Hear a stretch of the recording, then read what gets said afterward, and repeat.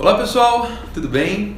Hoje eu recebo aqui no Quinta com Lei meu amigo querido, professor Álvaro de Azevedo Gonzaga, meu coordenador no curso Fórum. E eu tenho uma história com o Álvaro muito interessante, foi o seguinte: quando eu entrei no curso Fórum, meu primeiro contato foi com ele. Ele não vai lembrar disso, óbvio, porque ele deve almoçar com todo mundo. O almoço na Confeitaria Colombo. Exatamente, o almoço na Confeitaria Colombo. Depois a gente almoçou mais uma ou duas vezes. E ele nunca mais quis almoçar comigo, entendeu? Mas enfim, acontece isso mesmo, eu estava me seduzindo naquele momento. Mas é uma honra receber o Álvaro aqui. O Álvaro é um cara que é um grande acadêmico, um grande professor e um grande ser humano, né? Pra você ter noção, o cara, antes dos 40 anos, é livre docente em Direito. O cara tem 2 pós-doutorados, um em Coimbra e um em Lisboa. Ele é professor de mestrado e doutorado da PUC São Paulo, é o nosso coordenador de OAB. Se eu ficasse aqui falando livro, publicação e currículo, a gente gastaria mais ou menos umas 2 temporadas do Quinta com Lei. O cara realmente é um ícone, um cara super gente fina e está aqui para nos brindar com seu conhecimento. Álvaro, obrigado por ter vindo. Só tenho a agradecer o convite formulado, Quinta. Poxa, muito bacana essa brincadeira do seu nome, do seu sobrenome. Poxa, muito legal, cara. Muito obrigado pelo convite. Estou muito feliz de estar aqui. Obrigado. Eu estou muito feliz de receber aqui na primeira temporada. É uma abertura e espero que a gente tenha outras oportunidades de conversar mais sobre direito. Tem muita coisa para te perguntar. Com certeza. Álvaro, você sendo nosso coordenador de OAB e trabalhando nessa preparação há muito tempo, eu tive mais uma honra, que foi participar de um livro chamado Raio X da OAB, né, que você está vendo aí agora. Esse livro, inclusive, vai ser sorteado no nosso Instagram. Segue a gente lá, @quintacomlei. Segue a gente lá, vai haver o sorteio do livro. O Álvaro é o nosso coordenador do curso, coordenador do livro também. É um livro muito legal, a preparação do AB.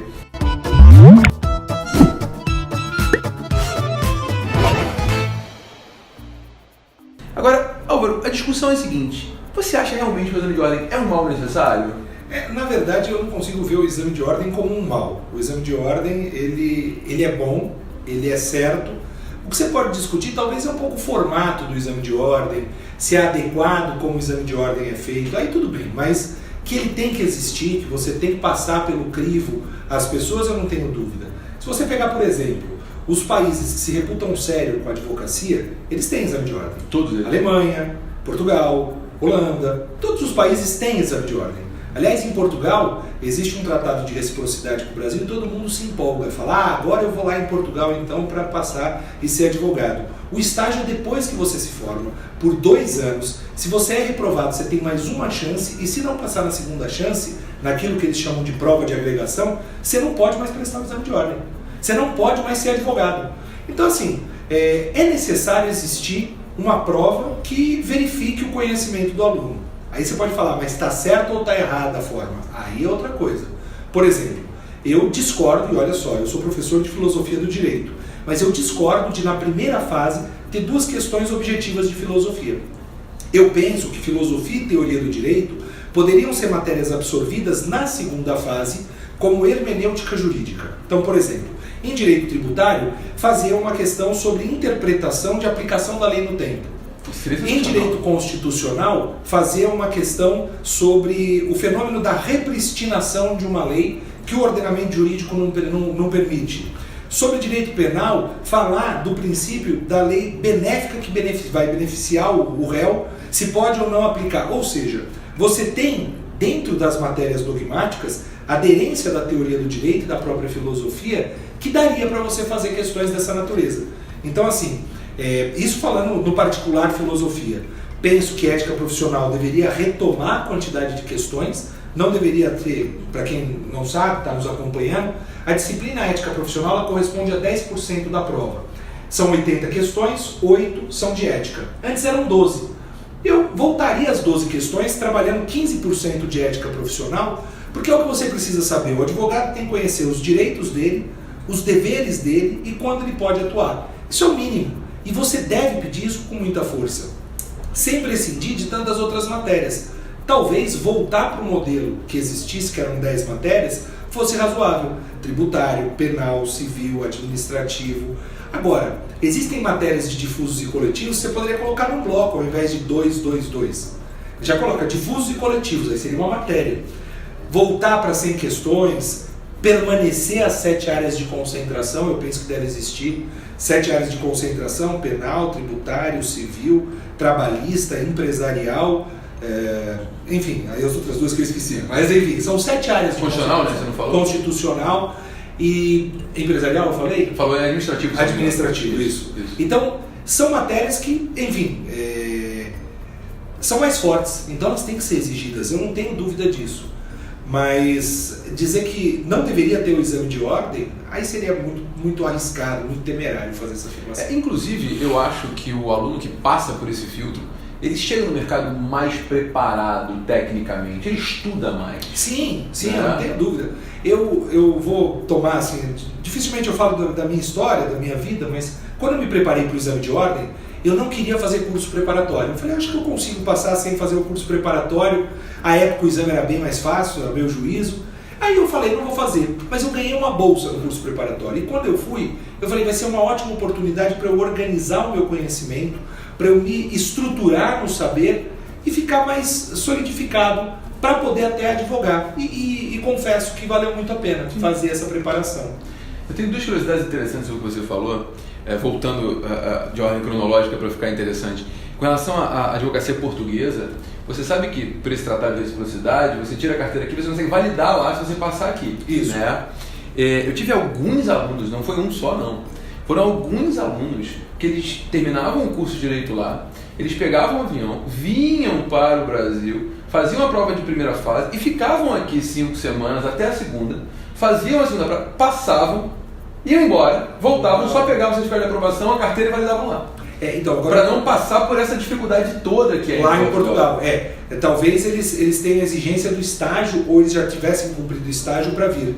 Eu tenho uma colega que ela se formou na minha turma e depois ela foi fazer o mestrado em Londres, voltou e foi como braço do escritório que ela trabalhava em Portugal. Aí ela ficou com uma inscrição provisória por 2 anos, talvez eles façam isso. E depois de 2 anos valida a inscrição. Mas tem gente que usa essa estratégia. A prova de Portugal é realmente muito difícil. Muito. Aliás, eu tive a oportunidade de estudar em Portugal nessas 2 circunstâncias, na Universidade Clássica de Lisboa e na Universidade de Coimbra.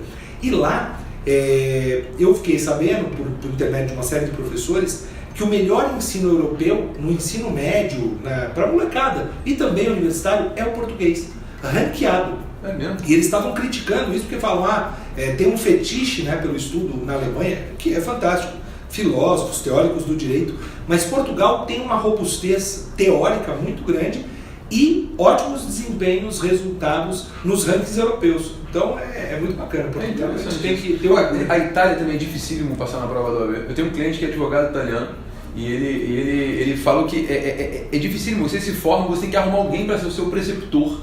Você trabalha de graça por X anos e só depois faz uma prova oral até você conseguir angariar a tua carteira. Então, assim, é um mal necessário? Eu concordo contigo, não é mal. Nem mal é. Eu acho que é importante. É necessário, é importante, eu não tenho a menor dúvida. Agora, a prova ficou muito mais difícil, né? Na minha época também eu decorava. Não, a prova eu tive... Eu decorei ética internacional de terrestre. Eu tive um texto que eu escrevi no Consultor Jurídico, inclusive depois o Leme Streck, o Leme é um grande amigo, o Leme Streck, e ele escreveu uma tréplica e depois eu fiz uma réplica e depois a gente continua esse debate falando a respeito da dificuldade do exame de ordem. Na réplica dele ele falava, eu falei que o exame ficou mais difícil, existe um dificilômetro do exame de ordem? E eu falei, sim, existe. Existe porque a amostragem é uma forma da teoria da sociologia de se mostrar isso. E eu apontei, antes as questões eram 10 matérias, hoje são 17. Antes a prova era regional, hoje a prova é nacional. Antes a prova tinha 100 questões, agora tem 80, muito mais extensas. A prova ela não exigia um elemento muito importante que vem sendo exigido a partir do Enem e hoje já desdobra no ENAD e também na OAB, que é a capacidade de abstração. Então a prova da OAB ela te dá um caso concreto e desse caso concreto você deve abstrair o conteúdo temático da matéria para encontrar a alternativa correta. Então assim, o exame de ordem ele ficou muito mais difícil, não é pouco, é muito. Na minha época, e aí falando nesse momento, minha época, a prova era regional, eu comprava uma apostila de questões de um curso preparatório e as questões se repetiam. Exato. Então você olhava assim, essa aqui é aquela que é a letra C, você já sabia a resposta. E era só letra de lei. Agora ainda tem jurisprudência. E a valorização também daquele que presta hoje o exame de ordem é muito importante. Por quê? Porque antigamente o exame de ordem, quando ele existia, a pessoa ia lá fazer a prova e falava, no meu tempo tinha prova oral. E daí? Prova oral, mas todo mundo passa. Eu prefiro do que uma prova que você tem um nível de exigência muito alto e não ultrapassa a barreira dos 20% de aprovados. Na época da prova oral, o índice de aprovação era altíssimo, beirava o 100%. Eu não conheço, por exemplo, ninguém que foi reprovado numa prova oral da OAB. Agora, conheço muitos alunos bons, preparados, que muitas vezes por um elemento emocional tomam tombo na primeira fase. Ou até mesmo na segunda. É verdade, você tem toda a razão do mundo. Agora, esse aluno, quando ele vai se preparar para essa prova, qual o erro que você identifica assim, o erro que ele mais comete? O primeiro erro é método.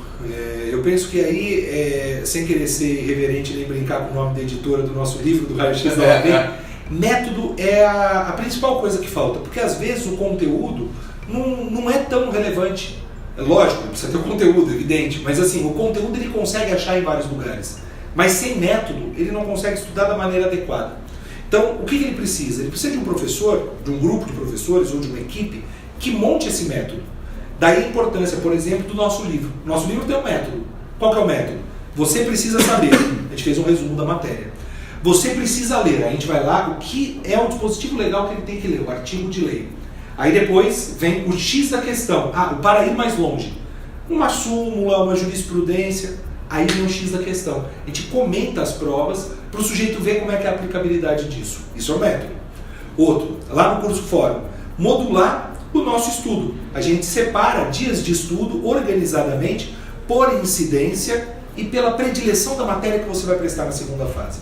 Se você vai prestar tributário na segunda fase, você tem que estudar mais tributário para já chegar com o quê? Um FII inicial, um início para poder na segunda fase estudar. Então, é preciso ter método.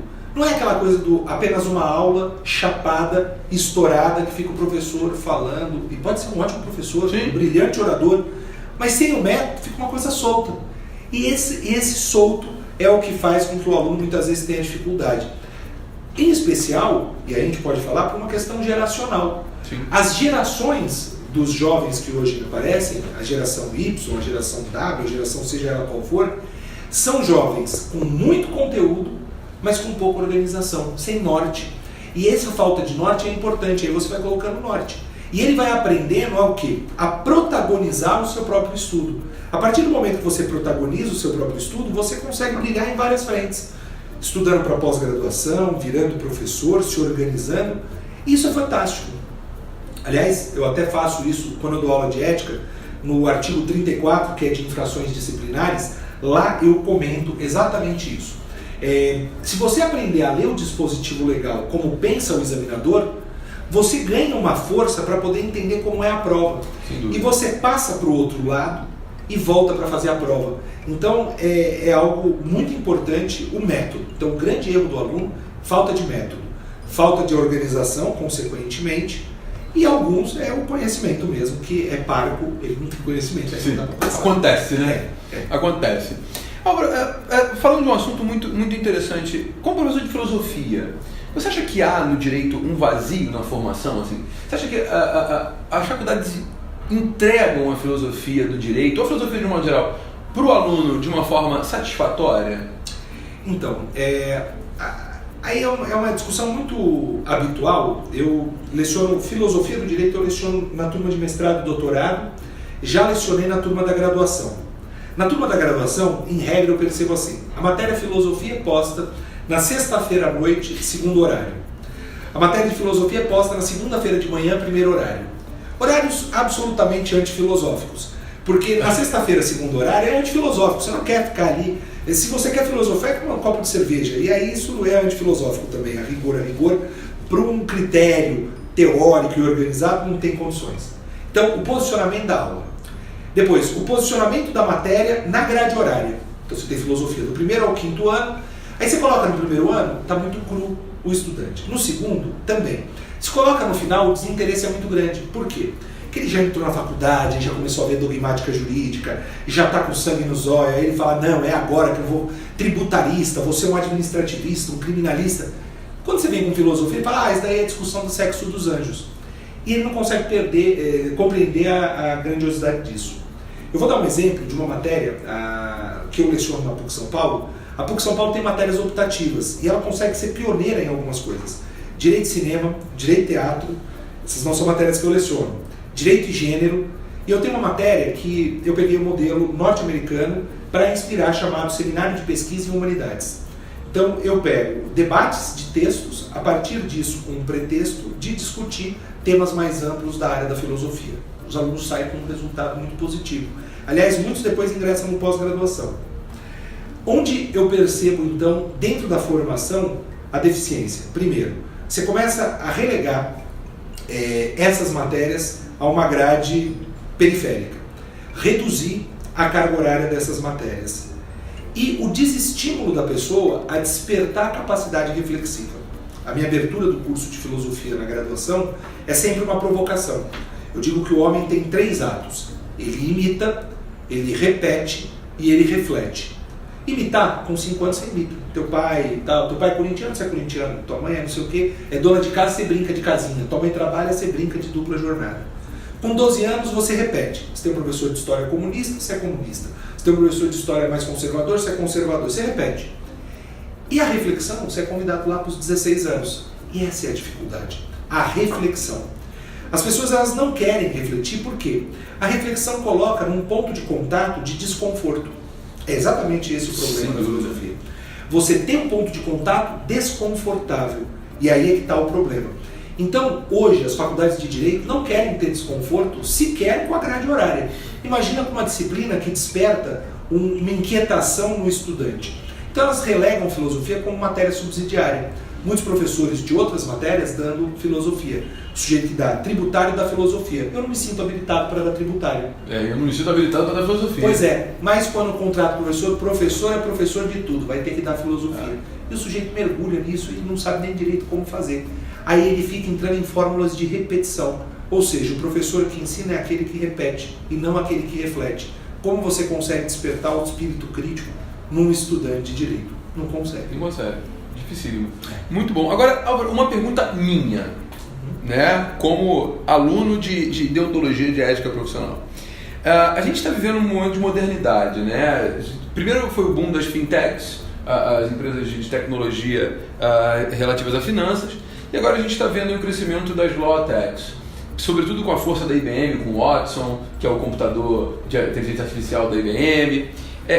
O que você acha disso com relação à deontologia jurídica, ao Código de Ética do AB e a vedação à mercantilização da advocacia, que, na minha opinião, é um dos maiores atrasos do nosso Código de Ética?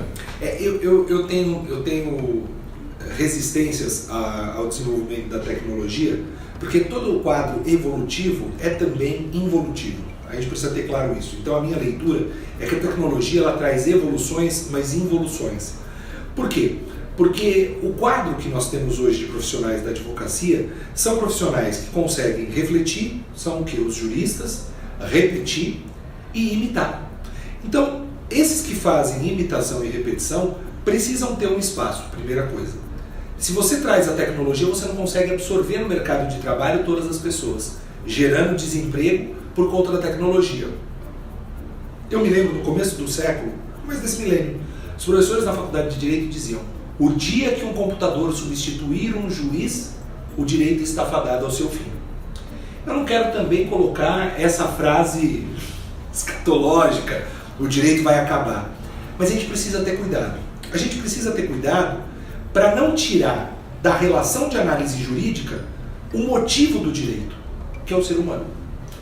Eu digo isso porque, certa feita eu participei de uma exposição, um grande congresso internacional, vários juristas e tudo, e eu fui defender uma corrente, que eu francamente hoje nem sei se me filio tanto a ela, que é o justnaturalismo.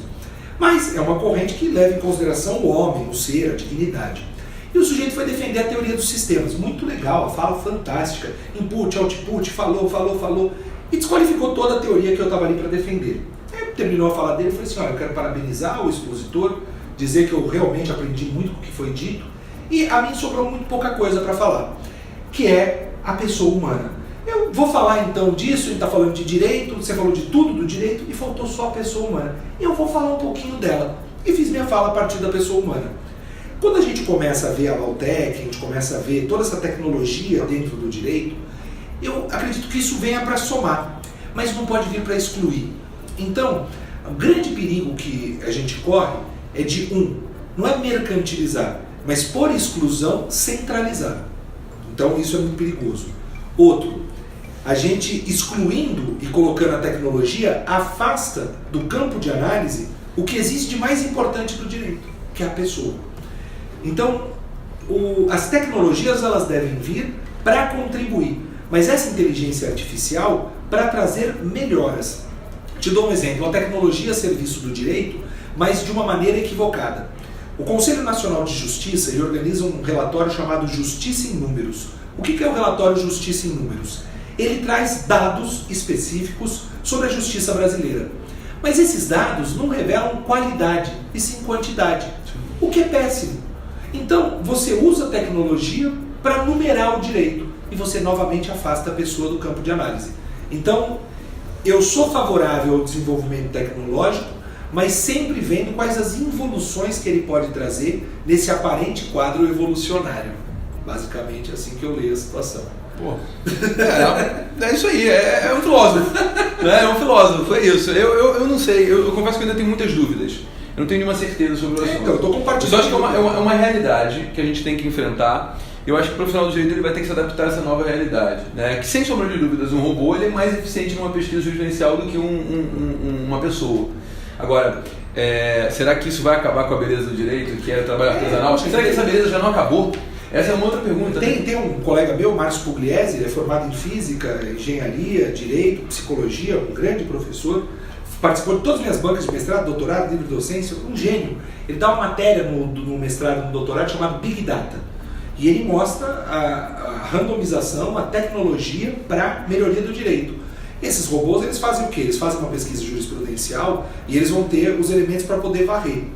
Se escapa algum elemento, o homem agrega esse elemento, o robô coloca para dentro do sistema e ele não perde mais isso.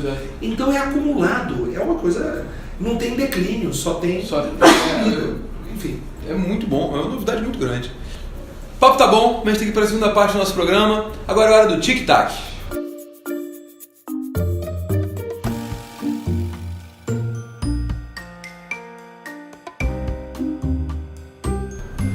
Álvaro, afinal de contas, biscoito ou bolacha? Olha, eu vou dar... Biscoito ou bolacha? Eu vou dar uma resposta que um amigo meu que dá sempre, eu acho que é fantástica essa resposta. Eu vou ter que ler no pacote. Você lê no pacote que você sabe, porque eu como paulista, até falava isso com você outro dia, eu sou o paulista talvez mais carioca que eu conheço e você é o carioca mais paulista que eu conheço. Eu amo São Paulo. Aí quando você vai para São Paulo, o povo lá fica falando, bolacha. E tem uma diferença, né? Bolacha é o recheado, não é isso? Então, me parece que bolacha é o que tem recheio e biscoito é o que não tem recheio. Mas é muito simples, eu vou pelo manual de instruções. Pega lá o pacote, dá ali, tá escrito biscoito, é biscoito, tá escrito bolacha, é bolacha. Eu soluciono dessa maneira. Tá certo. Patins ou skate? Essa daí é da maldade, né? Eu já sabia. Eu conto pro Quintanilha que quando eu tinha 16 anos de idade, houve uma época na minha vida em que eu fiz bastante esporte, né? Eu fui em terceiro lugar no Paulista de Judô, eu sou faixa roxa de judô com 2 dans. Joguei muito handball, fui de seleção, joguei, tive um monte de título e tal. Aí com 16 anos eu comecei a andar de patins. E andava. E aí comecei a andar com o pessoal de uma equipe chamada Mosca Wheels, que é a equipe da Fabiola, que foi a melhor patinadora do mundo, da Casting, que também patinava com ela. Conheci um monte de gente. E eu comecei a andar, e chegou um momento que eu até comecei a fazer uns radicais aí. Andar no Ralph, fazer umas coisas. E você andava de half-pipe? Half-pipe. Sério? E pulava carro, que é o que o Quintanilha queria ouvir, né? Eu pulava carro mesmo e eu quebrei minha tíbia, desloquei meu pé e rompi os ligamentos com 16 anos, fiz 8 meses de tratamento, machucou muito minha perna. E aí é uma história engraçada porque... Você machucou andando de patins? Andando de patins. Fui fazer um 360 besta, quando você tá bem solto, você, vamos fazer. Aí eu fiz e caí em cima do corpo.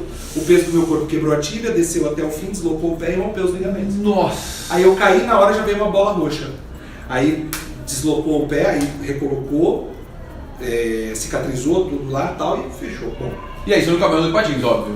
Não voltei depois a andar, mas assim, aí era bem mais show da Xuxa, eu falo, né? Aí dá medo, você fica travado e tudo. Mas eu andei muito de patins, gostava bastante e nunca tive vocação para andar de skate, mas... Eu nunca tive equilíbrio, sempre quis aprender e nunca consegui. Dos dois. Muito legal. Aí vem a pergunta mais interessante de todas: ser ou não ser? Então, eis a questão, né? Essa é a pergunta em Hamlet, né? Ou não poderia perder a oportunidade de conversar com um filósofo e fazer essa pergunta. Ou do próprio Hegel, né? Antes de dizer ser ou não ser, é preciso entender o que nós somos, né? Exato. Então eu vou na perspectiva do Hegel de o que nós somos e o que nós pretendemos ser, para depois dizer ser ou não ser. Porque aquilo que nós somos nada mais é do que uma representação. Na nossa vida a gente vive a partir das nossas fantasias. Então, quando você se relaciona com alguém profissionalmente, sexualmente, em uma relação de amizade, você se relaciona com as fantasias. Tudo está relacionado às fantasias. Daí o fetiche. As pessoas elas têm determinados fetiches. O capitalismo traz um fetiche do consumo. A pornografia traz um fetiche também do consumo, mas do consumo corporal. A gente vive hoje numa sociedade de consumo. Então, hoje, eu penso que o que é ser? Ser consiste em ser consumidor. Aquele que não é consumidor está fora e ele deixa de ser, ele é um não ser, ele é ausente, ele é um excluído. A exclusão, o terceiro excluído que o Aristóteles vai dizer, é exatamente isso, é um não ser. Então, dentro dessa perspectiva, eu prefiro analisar como não ser para poder ser e nisso conhecer. Sensacional! Olha, eu sou um admirador e agora um confuso. Mas foi ótimo, adorei, muito bom. Gente, vamos lá para a terceira parte do nosso programa, Dicas de Quinta.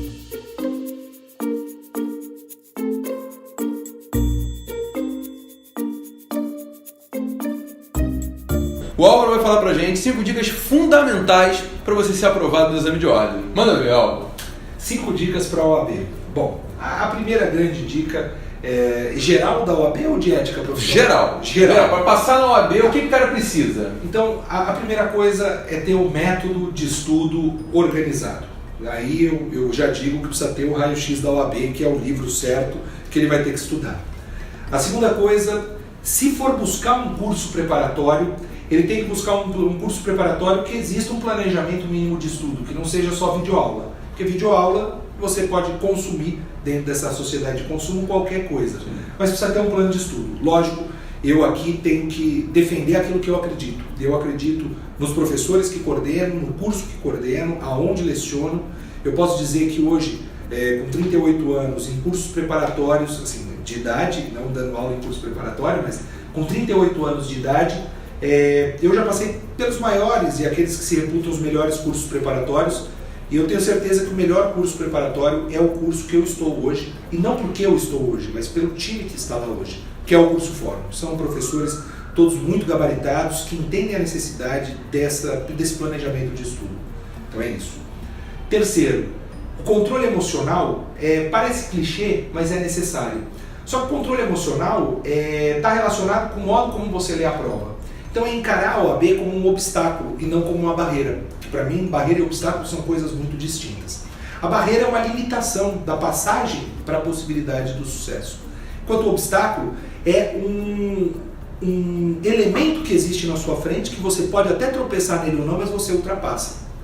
A barreira, ela vai enublecer sua vista, ela fica acima da sua vista e você não sabe o que tem do outro lado, que é o desconhecido, o desafiador, o que traz medo. O obstáculo não. Você sabe, tem clareza do que tem no outro lado e você deve superar esse obstáculo. Então, essa consideração de barreira e obstáculo é muito importante. O quarto, bem no campo prático, estudar a matéria que você vai prestar na segunda fase, ter clareza do que vai prestar, para também ter aprovação na segunda fase, porque não adianta nada, passou na primeira, não passa na segunda, Verdade. De que adianta? E com isso, estudar conjuntamente a disciplina ética profissional, não por ser a matéria que eu leciono, mas por ser a matéria de maior incidência na primeira fase e que te transforma em um advogado. E a última dica é uma pergunta que eu digo que o exame de ordem ele é composto por apenas e tão somente uma pergunta. A única pergunta que o exame de ordem tem é se você é um advogado. Se você é um advogado, você tem que mostrar isso. E ser um advogado, eu tomo aqui por exemplo, o Quintanilha para mim é um exemplo de advogado, eu não tenho a menor dúvida disso, por ser efetivamente aquela pessoa que exerce a atividade da advocacia. Ele se vê como advogado, se porta como advogado e é um advogado. Então se você toma o Quintanilha por padrão, você vai pensar, poxa, eu sou um advogado, eu sou alguém que se vê advogado e consigo mostrar que sou advogado. Você vai responder 80 consultas e pode errar metade delas, tá? Você pode errar 40 consultas para ir para a segunda fase. Na segunda fase, tu vai fazer uma prova da matéria que você escolheu e tem que fazer 60%. Não é impossível, não é? É possível. Então, é responder a essa pergunta de maneira franca e sincera. Recentemente, houve o exame de ordem e aí os alunos, eles se preparando e tal, falavam sempre isso. No domingo que antecede a prova, uma semana antes, você tem que saber se você vai passar ou não na prova. Se você tiver certeza que vai passar nesse domingo, em uma semana você corrige qualquer eventual erro para melhorar a tua nota. Você está indo lá para melhorar a tua nota e passar. Isso tem dado bons resultados, posso dizer isso por todo o nosso time do fórum, com os alunos na primeira e na segunda fase. Então seria basicamente essas 5 dicas. Sensacional, gente. A prova, é importante frisar isso, a prova não é uma prova fácil, você tem que ter uma preparação concreta, tem que ter uma preparação séria, porque eu sempre disse, o OAB é coisa séria. Apesar de ser molezinha, mas é coisa séria. Organização e método, isso realmente é necessário para tudo na vida. Se organização e método, você pode andar na rua. Né? Eu acho que esse é o ponto fundamental. Álvaro, obrigado pelo carinho, obrigado por ter vindo, por ter aceito. Realmente eu sei que o seu horário é complicado, a gente grava no Rio, ele mora em São Paulo. Muito obrigado, mesmo de coração. Gente, obrigado pelo carinho de vocês, por estarem com a gente. Né? É um prazer enorme tê-los aqui no Quinta com Lei e até o nosso próximo bate-papo. Obrigado, gente. Tchau, gente. Muito obrigado.